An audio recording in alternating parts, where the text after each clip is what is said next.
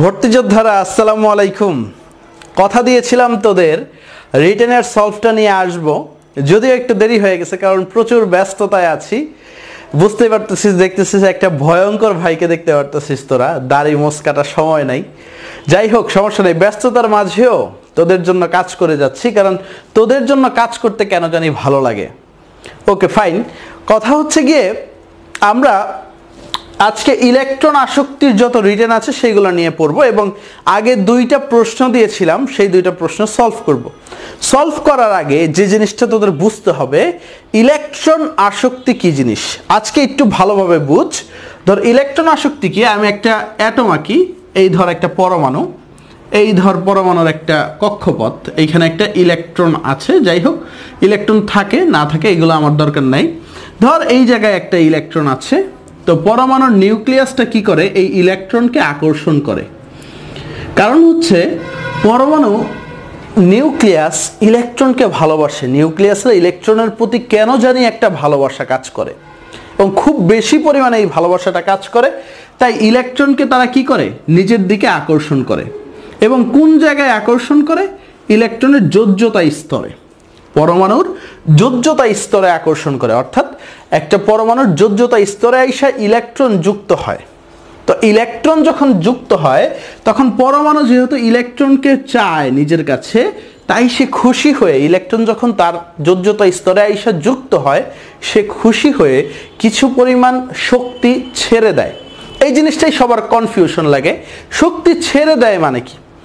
আমি তোকে একটা গল্প বলি, একটু মনোযোগ দিয়ে শুনিস। তোকে একটা গল্প বলি।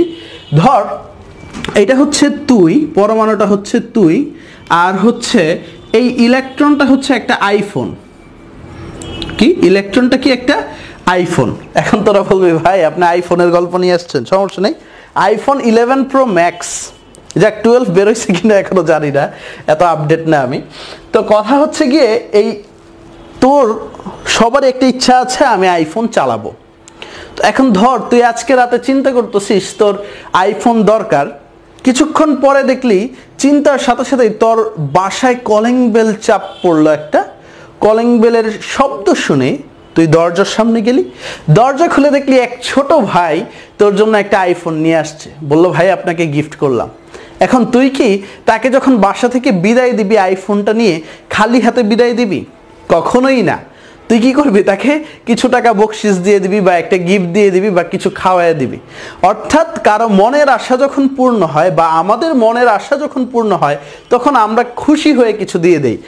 তো ঠিক তেমনই একটা পরমাণুর মনের আশা পূর্ণ হয়েছে, কারণ কি সে ইলেকট্রনকে ভালোবাসে।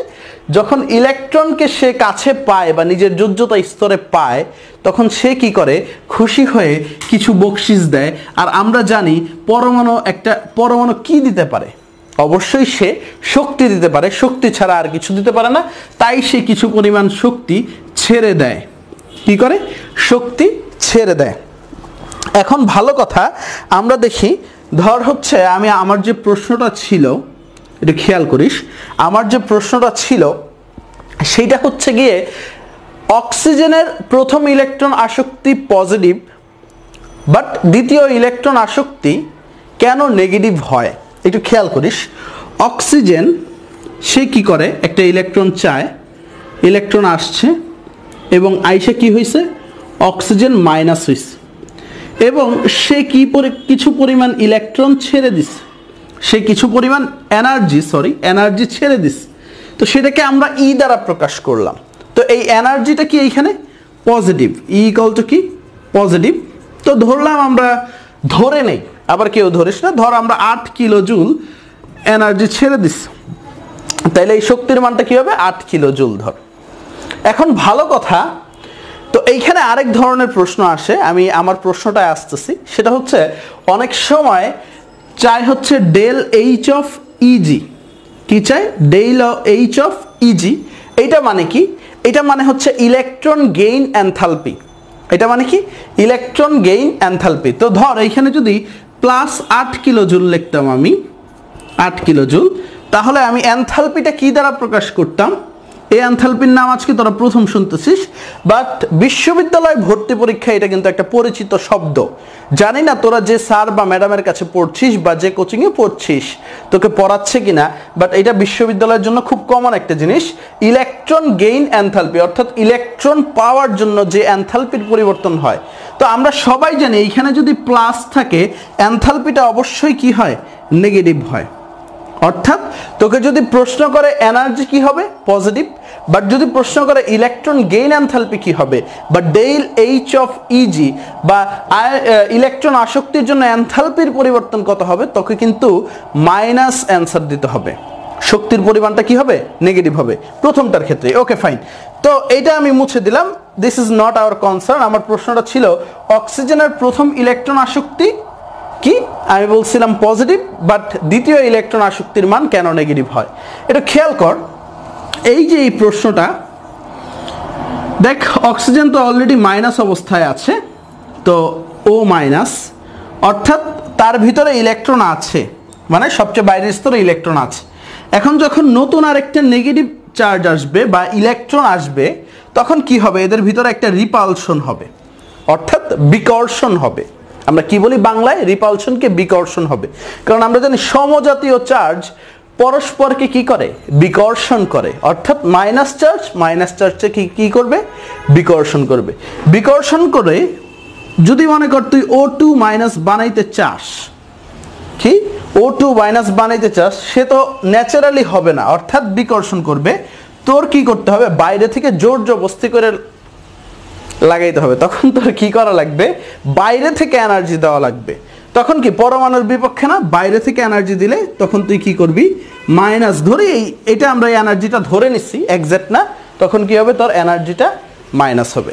মূলত এই কারণেই রিপালশনের কারণে ইলেকট্রনটা দূরে ঠেলে দেয়, অক্সিজেন মাইনাস ইলেকট্রনকে কি করে, দূরে ঠেলে দেয়। বাট হচ্ছে তুই O2 মাইনাস বানাই ছাড়বি, এই কারণে আমরা কি করি, দুইটাকে জোড়া লাগাই দিই।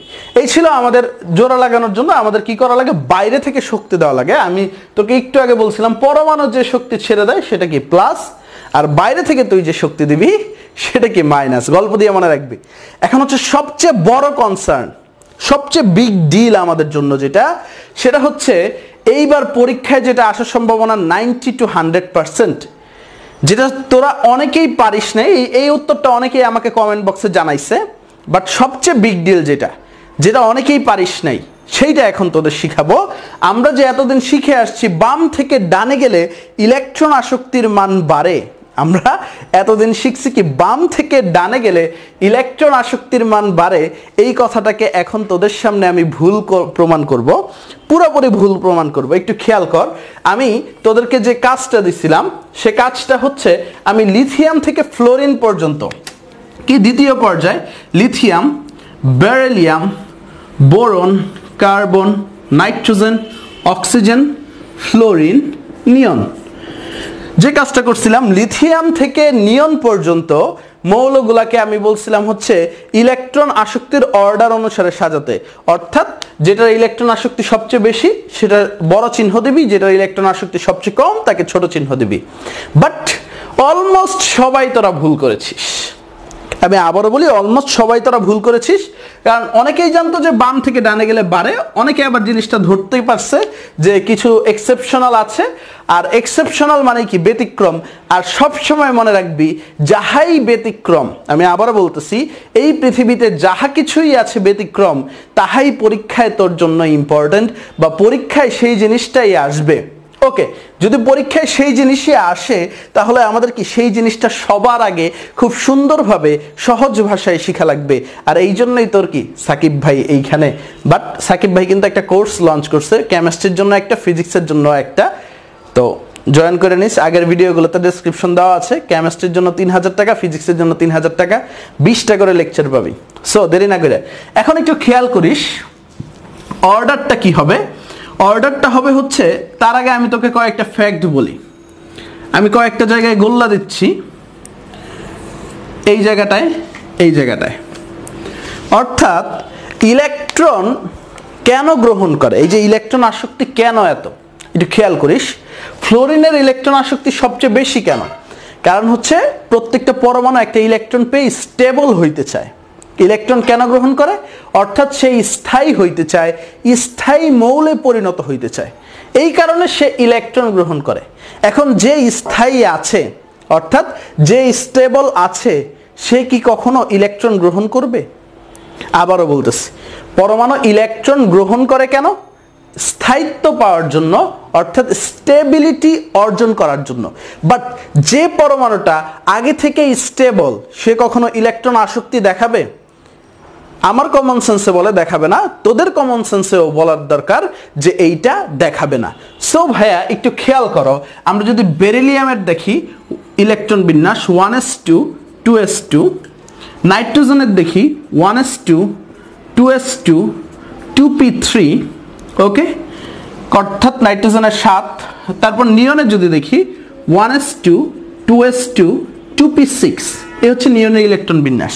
তোরা যদি দেখিস এই যে এই শেষ কক্ষপথে অর্থাৎ যোজ্যতা স্তরে এইখানে 2টা ইলেকট্রন আছে, এই পি অরবিটালে অর্থাৎ যোজ্যতা ইলেকট্রনে যোজ্যতা স্তরে 3টা ইলেকট্রন আছে, এবং এই ক্ষেত্রে একটু খেয়াল করিস যোজ্যতা স্তরে তোর 6টা ইলেকট্রন আছে।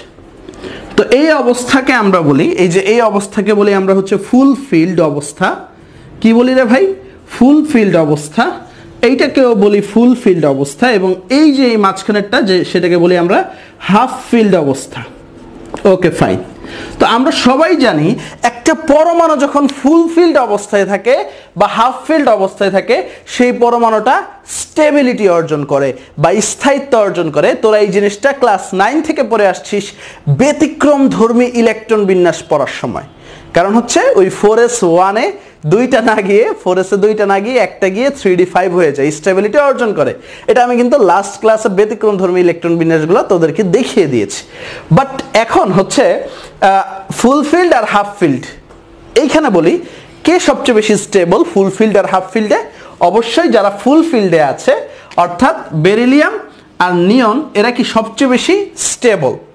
আবার এই বেরিলিয়াম আর নিয়নের ভিতরে কে সবচেয়ে বেশি স্টেবল? যার হচ্ছে পারমাণবিক সংখ্যা বেশি বা পি অরবিটালের সংখ্যা বেশি, তার হচ্ছে সে বেশি স্টেবল। তাহলে যে স্টেবল তার কি ইলেকট্রন আসক্তি সবচেয়ে কম হবে। তাহলে সবচেয়ে কম ইলেকট্রন আসক্তি কার? আমি নিঃসন্দেহে বলতে পারি নিয়নের, তার থেকে একটু বেশি কার? বেরিলিয়ামের, তার থেকে একটু বেশি কার? নাইট্রোজেনের। কারণ হচ্ছে নিয়নেরও ফুল ফিল্ড, বেরিলিয়ামেরও ফুল ফিল্ড, নাইট্রোজেনের কি হাফ ফিল্ড। ওকে, ফুল ফিল্ডগুলো আমি আগে লিখছি, পরে কি লিখছি? Half field. এরপরে কি জেনারেল নিয়ম? এরপরে কি ভাই জেনারেল নিয়ম? আগে যেভাবে চলছিল সেভাবেই? কখনোই না। আমি আবারও বলতেছি, কখনোই না। এইখানে আরেকটা চেঞ্জ আসবে, একটু খেয়াল করিস। লিথিয়ামের ইলেকট্রন বিন্যাসটা দেখ 1s2 2s1। বোরনটা দেখিস একটু 1s2 2s2 2p1। একটু খেয়াল করিস বোরনের স্টেবিলিটি পাইতে, একটু খেয়াল করিস বোরনের স্টেবিলিটি পাইতে 2টা ইলেকট্রন দরকার। কয়টা ইলেকট্রন? 2টা ইলেকট্রন দরকার। বাট এই ক্ষেত্রে লিথিয়ামের স্টেবিলিটি পাইতে 1টা ইলেকট্রন দরকার। লিথিয়ামের স্টেবিলিটি পাইতে 1টা ইলেকট্রন দরকার, বোরনের স্টেবিলিটি পাইতে 2টা ইলেকট্রন দরকার। তাহলে কে সবচেয়ে বেশি স্টেবিলিটি আগে দেখাবে বা কে সবচেয়ে বেশি ইলেকট্রনের প্রতি আসক্তি আগে দেখাবে? যার হচ্ছে 1টা ইলেকট্রন লাগবে সে কি ইলেকট্রনের আসক্তি বেশি দেখাবে? আমি আবারও বলতেছি ভাই, যার 1টা ইলেকট্রন লাগবে সে কিন্তু ইলেকট্রনের প্রতি আসক্তি একটু বেশিই দেখাবে অবশ্যই। তাহলে বোরন থেকে লিথিয়ামের ইলেকট্রন আসক্তি বেশি।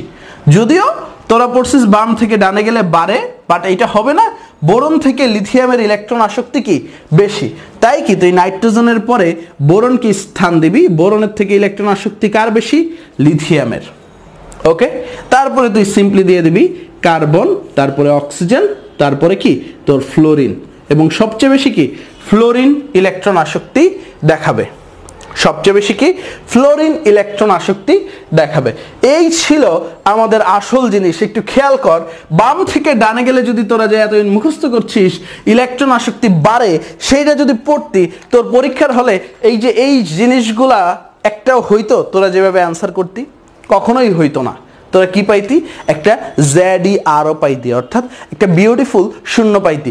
বিশ্ববিদ্যালয়গুলা এই প্রশ্নগুলাই করবে, আমি আবারও বলতেছি, তোদের বিশ্ববিদ্যালয়গুলা এই প্রশ্নগুলাই করবে। আজকে এই পর্যন্তই, ইনশাল্লাহ পরবর্তী ক্লাসে আরও রিটেন নিয়ে আসবো, এরপরে ফিজিক্সের রিটেন নিয়ে আসবো। তোরা যাতে সবচেয়ে বেস্ট সার্ভিসটা পাস সেই ক্ষেত্রে আমি চেষ্টা করতেছি। আজকে এই পর্যন্তই। আল্লাহ হাফেজ, খোদা হাফেজ, ভালো থাকিস।